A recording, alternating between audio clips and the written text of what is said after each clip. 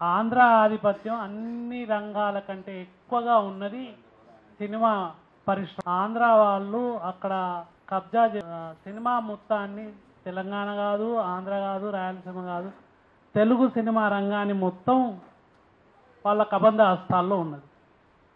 ఇవాళ సినిమా గద్దర్ పేరిట అవార్డులు ఇవ్వడమే పెద్ద తప్పు. ఎందుకంటే గద్దర్ పేరిట అవార్డు లేలే నా రాజా అనే పాటకిస్తారు. పొడుస్తున్న పొద్దు మీద రాసిన గద్దర్ పేరిట అవార్డు మరి ఎట్లాంటి బూత్ పాటలకు ఇస్తారో తెలియదు. ఎందుకంటే ఆ బూత్ పాటలకు అవార్డు ఇస్తే గద్దరు పేరు ఎంత స్థాయికి పడిపోతుందో తెలియదు.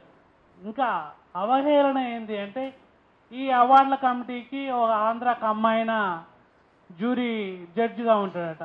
స్టేట్ వ్యాపారమా, కమ్మ దోస్తానా, ఏ దోస్తానితోటి ఆంధ్రోడు తెలంగాణ అవార్డుల కమిటీకి జ్యూరీలో ఉంటాడు. మన వాళ్ళు వాని ఇప్పుడు ఎందుకంటే వాడు జ్యూరీలో ఉన్నాడంటే సార్ అని చెప్పి వాని దగ్గర చేతులు కట్టుకొని నిలబడాల్సి వస్తుంది.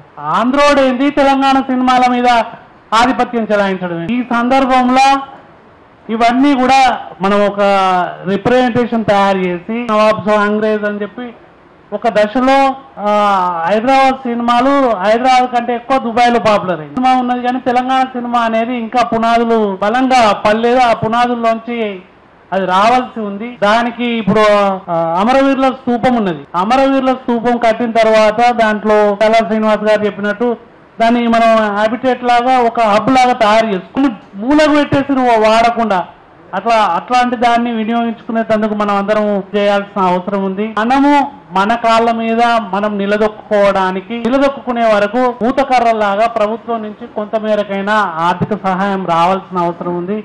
మంచి సినిమాలకు ప్రోత్సాహం ఇచ్చేందుకు ఆల్రెడీ మామిడి హరికృష్ణ ఆయన ప్రయత్నం ఆయన చేస్తా ఉన్నాడు. దాన్ని మనం కాదనలేము. ఆ ప్రయత్నానికి తోడుగా ఒత్తిడి పెట్టి మనం గవర్నమెంట్ మీద సాధ్యమైనంత వరకు ఒత్తిడి పెట్టి దాన్ని సాధించుకోవాల్సిన అవసరం ఉంది. ఈ విషయంలో మనం ఐక్యంగా ఉండాలి. మంచిది ప్రభుత్వం దగ్గర తీసుకుపోయి వాళ్ళ మీద ఒత్తిడి తీసుకొచ్చి పని సాధించుకుందాం. ఇది